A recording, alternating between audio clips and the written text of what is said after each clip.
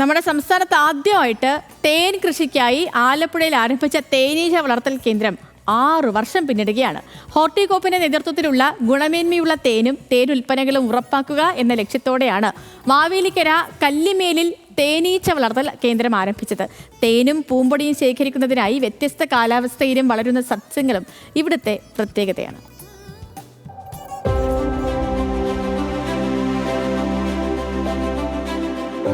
തേനീച്ച വളർത്തലിൽ പരിശീലനം നൽകാനും തേനിന്റെ സംസ്കരണത്തിനുമായാണ് 2018 ഹോർട്ടികോപ്പ് തേനീച്ച വളർത്തൽ കേന്ദ്രം പ്രവർത്തനം ആരംഭിക്കുന്നത്. വിശാലമായ പാർക്കിനോട് ചേർന്ന് തേനീച്ച വളർത്തൽ കേന്ദ്രവും സംസ്കരണ പ്ലാന്റും പ്രവർത്തിക്കുന്നു.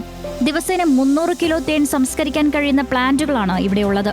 ഒപ്പം ഇവിടെ നിന്നും തേൻ കൃഷിയിൽ പരിശീലനം പൂർത്തിയാക്കുന്നവർക്ക് സബ്സിഡിയോടെ കൃഷിക്കാവശ്യമായ ഉപകരണങ്ങളും ഉറപ്പാക്കുന്നു.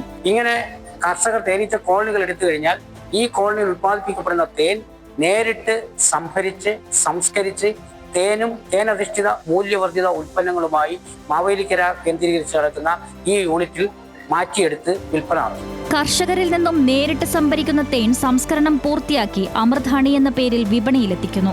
എല്ലാ കാലാവസ്ഥയിലും തേൻ ഉറപ്പാക്കുന്നതിനായി ആന്റിഗൺ, റബ്ബർ, കപ്പ, കമ്മൽ, ചെടിയും മറ്റ് ആയുർവേദ സസ്യങ്ങളും ഇവിടെ വളർത്തുന്നുണ്ട്. ദിവസവും നിരവധി ആളുകളാണ് പാർക്ക് സന്ദർശിക്കാനും തേൻ വാങ്ങുവാനുമായി ഇവിടേക്ക് എത്തുന്നത്. സന്ദർശകർക്കായി ഇവിടെ നിർമ്മിക്കുന്ന തേൻ കോളയും മറ്റൊരു പ്രത്യേകതയാണ്. ന്യൂസ് മലയാളം, ആലപ്പുഴ.